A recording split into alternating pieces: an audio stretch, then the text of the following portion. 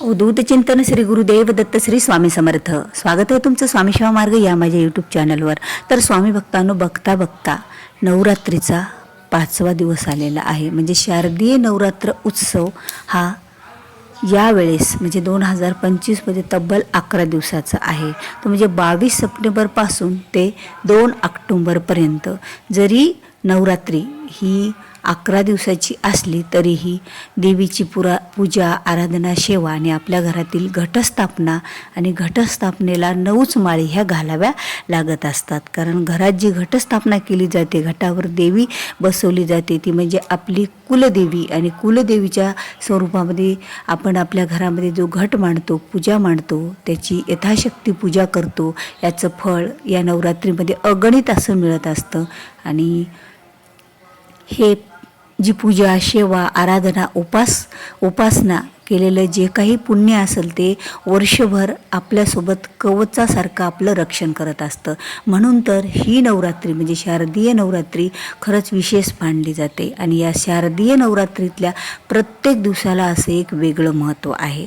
प्रत्येक दिवसाचं वेगळं महत्त्व आहे. प्रत्येक दिवशी देवीच्या प्रत्येक अवतारांचं वर्णन आणि अवताराची पूजा केली जाते, तिच्या स्वरूपाची पूजा केली जाते. पहिल्या दिवशी आपण शैलपुत्री देवीची पूजा केली. म्हणजे आपल्या देवघरातलीच जी आपण कुलदेवी आहे तिच्यातच हजारो देवीचं स्वरूप असतं आणि एका आपल्या कुलदेवी स्वरूपात ती बसलेली असते. पण पहिला दिवस हा स्कंदमातेच्या पूजेचा होता. दुसरा दिवस हा ब्रह्मचारिणी माता, तिसरा दिवस चंद्रघंटा माता, चौथा दिवस कुष्मांडा माता आणि 5वा दिवस स्कंदमाता.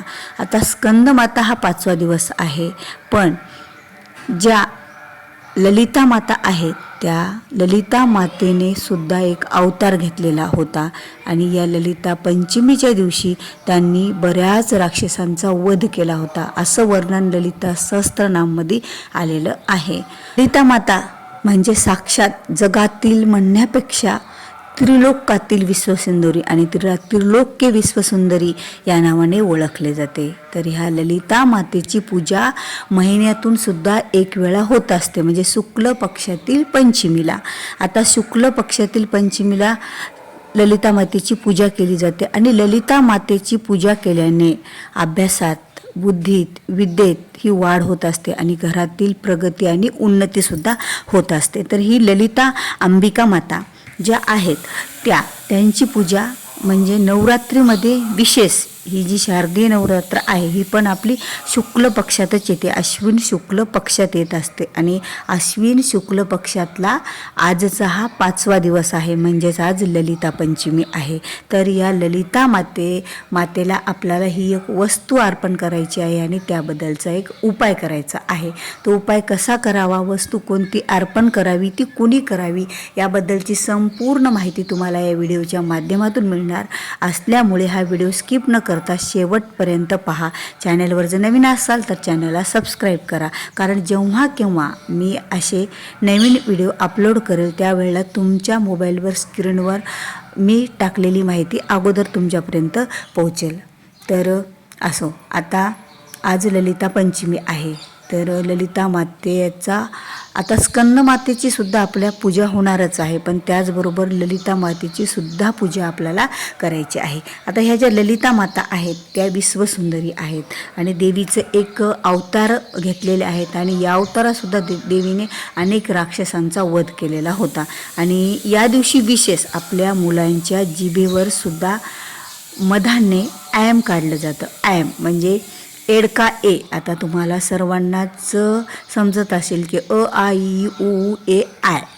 ए एडका आणि आय आयरन आय आणि त्यावर आयरन आयवर एक अनुस्वार द्यायचा म्हणजे ॲम झालं. असं आपल्या मुलांच्या जिभीवर काढायचं. मग आपल्या मुलांच्या जिभीवर ॲम काढायचं. त्यामुळे सुद्धा आपल्या मुलांची प्रगती होते आणि मुले हे विद्यात घवघवीत यश प्राप्त करतात. जो कोणी शुक्ल पक्षातील किंवा या ललिता पंचमीच्या दिवशी आयाम आपल्या मुलांच्या जिभेवर काढतं त्यांना त्यांचा मुलगा सर्व गोष्टीत म्हणजे मुलगा मुलगी त्यांचं पाळले सर्व गोष्टी ते हुशार निश्चितच होणार. हे तर आपल्याला करायचंच आहे. पण त्याचबरोबर ललिता मातेला ही एक वस्तूसुद्धा आपल्याला अर्पण करायची आहे. ती वस्तू म्हणजे 48 दुर्वा.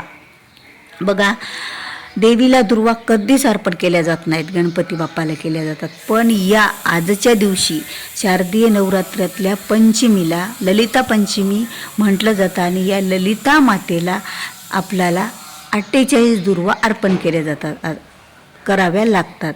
तर तुम्हाला माहीत आहे का की तुम्ही म्हणसाल की आमच्याकडे ललिता मातेची फोटो किंवा मूर्ती नाही आहे.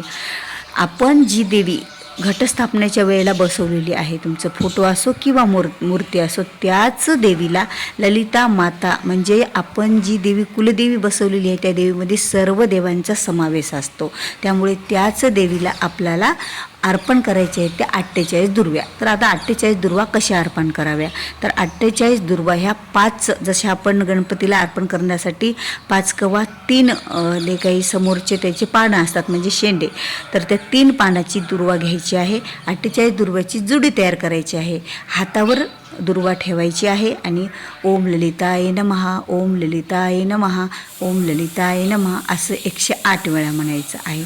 नंतर ती जुडी आपल्याला अर्पण करायची आहे ती ललिता मातेला. आता ललिता मातेला अर्पण करायची आहे, पण ललिता मातेचा म्हणजे देवीचा आपला टाक आहे किंवा फोटो आहे त्याच्यावर टाकू नका. म्हणजे असं आपण कसं एखादं फूल अर्पण करताना दोन्ही हाताने अर्पण केलं होतं त्यांच्यावर टाकतो, पण यावेळेला माताला आपण आपल्या घरामध्ये शांत आहेत तर त्यांच्या अंगावर न टाकता त्यांच्या बाजूला त्यांच्या समोर त्यांना खेटून ही जुडी ठेवायची आहे. ओम ललिताय नमः, ओम ललिता माताय नमः असं म्हणत ती जुडी ठेवायची आहे. देवीला नमस्कार करायचा आहे आणि देवींना आज जे साखरेचा नैवेद्य आहे तो साखरेचा नैवेद्य अर्पण करायचा आहे. आणि आज 5वी माळ म्हणजेच तुळशीची माळ आहे, शुक्रवार असल्याकारणाने किंवा कमळाच्या फुलाची माळ ही आपल्याला घटाला अर्पण करायची आहे. आणि विशेष महत्त्वाची दिवसभरातून एकदा का होईना ललिता सहस्त्रनाम हे वाचन करावं. बघा, तुमच्याकडे पुस्तक नसेल तर तुम्ही यूट्यूबद्वारे किंवा तुम्ही गुगलवर सर्च करून ललिता सहस्त्रनाम सहज मिळून जाईल, ते वाचन करा. नाही शक्य नसल्यात घरात लावून द्या, ऐका, मोबाईलवर टीव्हीवर कशावर तरी, पण घरामध्ये आज ललिता सहस्त्रनाम जर आपण वाचलं तर घरातील वाईट ऊर्जाही बाहेर निघून जात असते. आणि असा जो हा एक उपाय आपण देवीला 48 दुर्वा अर्पण करणार आहोत. या 48 दुर्वा अर्पण केल्याच्या नंतर तुमच्या मनात जी इच्छा असेल, ती जी काही आकांक्षा असेल म्हणजे तुमची विवाहासंबंधीची असो किंवा तुमची नोकरी संबंधीची असो, कुठलीही असो, कारण हे संसार आहे आणि प्रत्येकाला प्रत्येकाची इच्छा ही वेगळी असते. आता मला प्रत्येकाची इच्छा तुम्हाला इथे नाही सांगता येणार. मला जी तुमची इच्छा असेल, ज्या इच्छेमध्ये सात्विक भावना असेल म्हणजे कोणाची वाईट करण्याची भावना नसेल, तर ती इच्छा निश्चितच आपल्या आज केलेल्या या उपायाने पूर्ण होईल. तर तुमचा जास्त वेळ न घेता मी व्हिडिओ इथेच थांबवते. जर तुम्हाला व्हिडिओ आवडला असेल तर व्हिडिओला लाईक करा, जास्तीत जास्त तुमच्या जवळच्या व्यक्तीपर्यंत हा व्हिडिओ शेअर करा, जेणेकरून त्यांनासुद्धा ही एक दिवस उपाय करण्याची माहिती मिळेल. कारण हा जो उपाय आहे ना आपण वर्षातून एकदाच करू शकतो. आणि चॅनलवर नवीन असाल तर सबस्क्राईब करा. तर भेटूया पुन्हा अशाच एका नवीन माहितीपूर्ण व्हिडिओसोबत. तोपर्यंत श्री स्वामी समर्थ.